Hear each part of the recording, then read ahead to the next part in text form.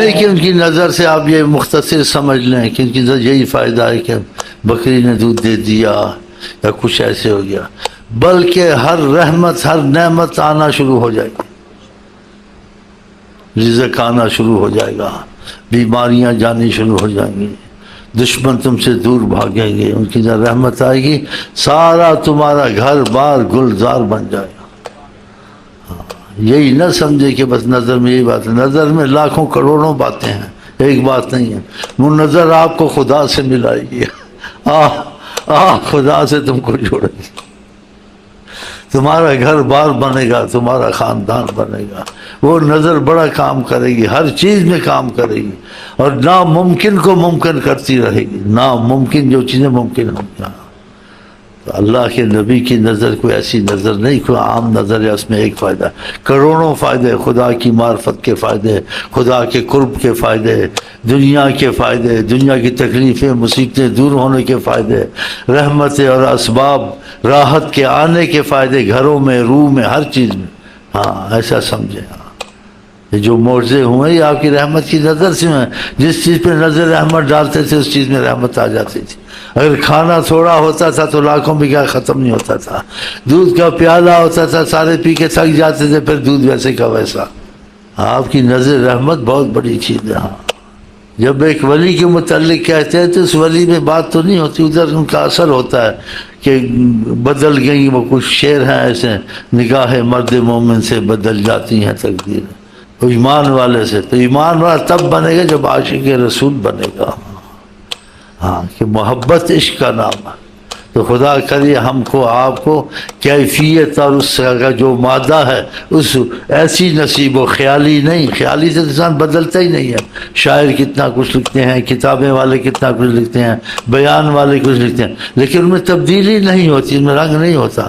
باتیں سنو تو حیران، شعر سنو تو حیران، اور جا کے ان کو دیکھو بھی حیران، داڑھی بھی صاف، مونچھ بھی صاف، ٹی وی بھی لگی، اس نے اتنی کتابیں لکھی، یہ لکھی، کیسے؟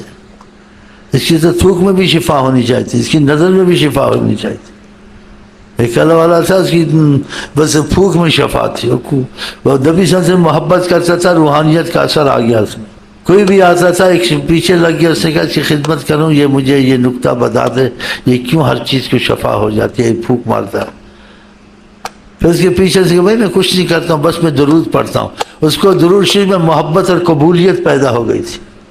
ہاں تو خدا کرے ہمارے تمہارے درود میں، نماز میں رابطہ خدا رسول سے پیدا ہو جائے، یہ گلے تک نہ ہو، کیونکہ یہ درود شریف، یہ عبادت، یہ قرآن بعضوں کے اندر تک نہیں جاتا، اثر نہیں ہوتا۔ اگر اندر تک چلا جائے پھر اثر شروع ہو جاتا ہے، نگاہوں میں اثر، زبان میں اثر، دعا میں اثر۔ کسی کو محبت سے دیکھے جائے گا نہیں، قید ہو جائے گا تمہارے ساتھ۔ ہاں تو ہم لوگوں میں وہ بات نہیں، اخلاص نہیں، اس لیے ہم لوگوں کا قرآن، نیت خوانی چیزیں سب زبان تک ہے، وہ بھی ٹھیک ہے زبان تک ہے، آگے بھی مسئلہ چل جائے گا انشاءاللہ۔ کیونکہ آقا جی نے ایک حدیث میں کہا تم صحابہ کو تنبیہ کی کہ تم شکر کرو کہ تم میں قرآن پڑھنے والے عربی ہیں، اجمی ہیں، جن جو اچھی طرح قرآن پڑھنا نہیں جانتے، لیکن تم لوگوں کو بہت رحمت نصیب ہے۔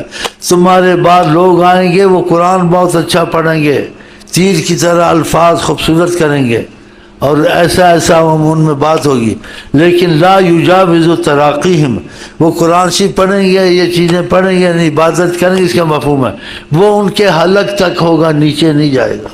ہم بتاؤ ایسے کہا ہے تو ہمارا تمہارا یہ بٹکا حلق تک ہی ہے۔ اب اس کو عورت مل گئی ہے، بچے پیدا ہو جائیں، اب یہی سوچ کے بیٹھا ہوا، اسی دعائیں کراتا ہے، عورت شادی ہو گئی ہے، بچہ پیدا ہونے والا ہے، بچہ بیمار ہو گیا، یہی چیزیں، عورت روٹ گئی ہے، عورت ٹھیک ہو جائے، بس یہی کچھ کرنا تھا۔ ادھر صرف گیا ہی نہیں آقا جی کی طرف، اور بس وہ دنیا کے فائدے ہوتے ہیں، دنیا کے فائدے تو ویسے ہی آ جائیں گے۔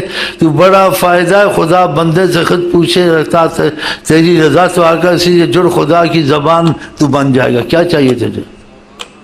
عورت کا باپ بھی سیدھا ہو جائے گا، بلکہ جس کو دیکھے گا سیدھا ہوئے گا، سیدھا نہیں ہوئے گا اس میں ویسے ہی دباؤ پڑتا رہے گا جب تک کہ تیری نظر اس پر ہے۔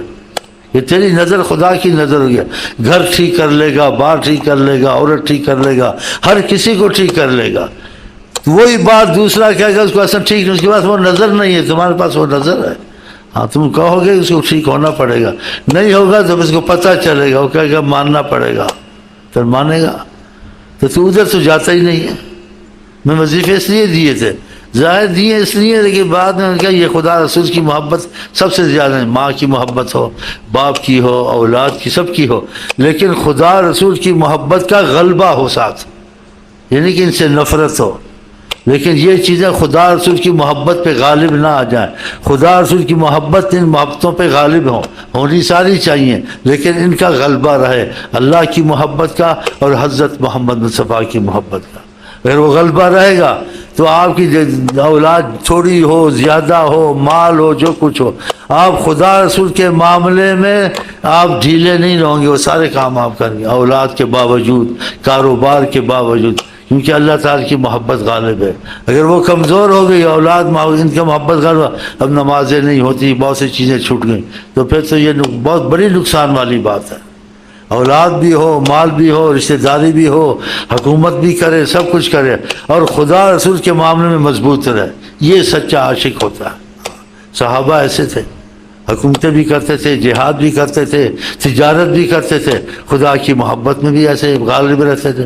ابو بکر کا ایسا حال تھا، حضرت عمر کا ایسا حال تھا، حضرت عثمان کتنے بڑے غنی تاجر تھے، ان کی خدا کی محبت، ساری رات قرآن پڑھتے رہتے تھے۔